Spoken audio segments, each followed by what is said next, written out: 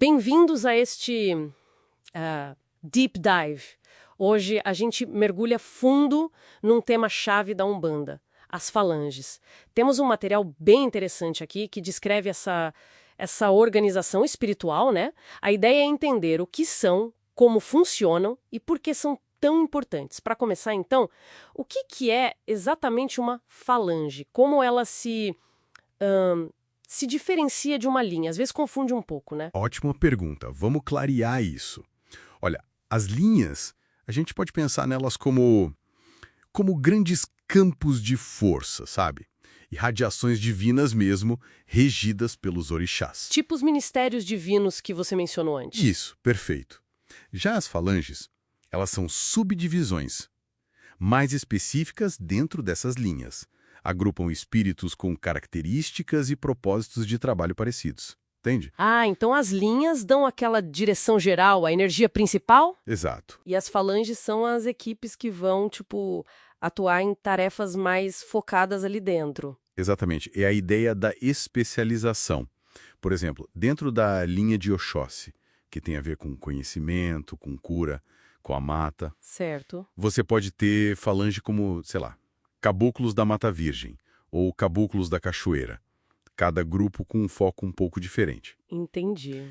O significado espiritual disso tudo é ter ordem, propósito e eficiência na hora de usar o axé, a energia divina, para ajudar as pessoas. Faz muito sentido essa ideia de organizar para ser mais eficiente. E que tipos de equipes, de falanges, a gente encontra? O material dá exemplos, né? Fala dos caboclos. Sim, sim, os caboclos são muito conhecidos, geralmente ligados ao Oxóssi ou Ogum. O caboclo Sete Flechas, por exemplo, é bem famoso. E eles atuam em quê, principalmente? Atuam muito na saúde, prosperidade, abertura de caminhos. Mas, claro, tem muitas outras falanges além deles. E os pretos velhos? São figuras muito queridas, né? O material também cita. Com certeza, as falanges de pretos velhos, Vovó Catarina, Pai João, esses nomes que a gente ouve. Eles estão mais ligados à linha das almas ou a orixás como o Oxala, Obaloaê. E o trabalho deles? Ah, é um trabalho de muita sabedoria, sabe? Cura, conselho, paciência. São ótimos para desobsessão, para aquele ombro amigo espiritual. O material também faz questão de falar sobre eixos e pombagiras, né? E de tirar aquele estigma negativo. Fundamental isso.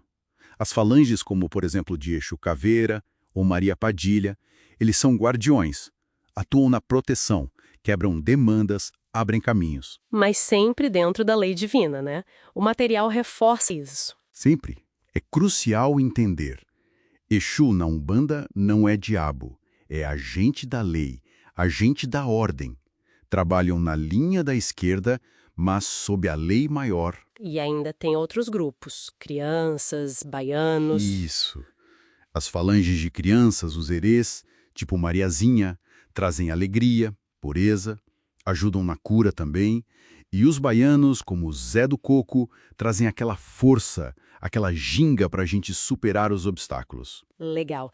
E esses espíritos todos que formam as falanges, quem são eles? São os falangeiros que o material chama? Exato, os falangeiros.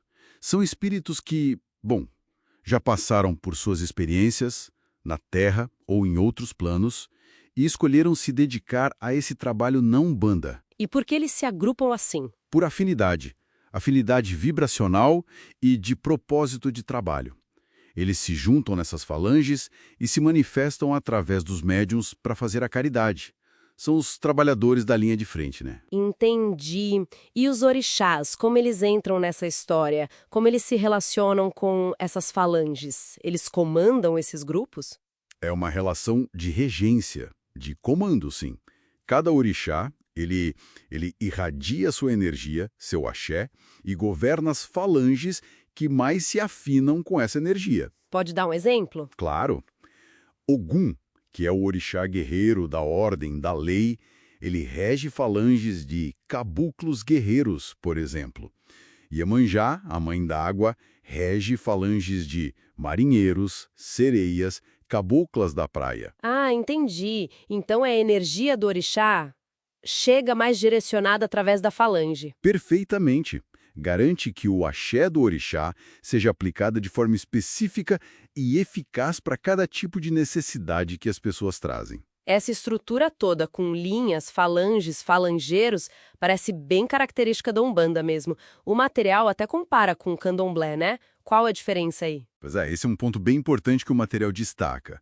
Essa organização em falanges com esses grupos de espíritos que incorporam nos médiuns para atender o público, para dar consulta, isso é muito da Umbanda. E no candomblé como funciona? O candomblé tem uma lógica diferente. O foco é mais no culto direto ao orixá, ali no seu assentamento, no terreiro, e também na relação com os ancestrais divinizados, os eguns. Não existe essa mesma ideia de falanges organizadas para incorporar em massa para consulta, sabe? Entendi. São estruturas distintas mesmo. Exatamente. Lógicas espirituais diferentes. Então, assim, entender as falanges mostra uma Umbanda com uma organização espiritual muito, muito detalhada, né?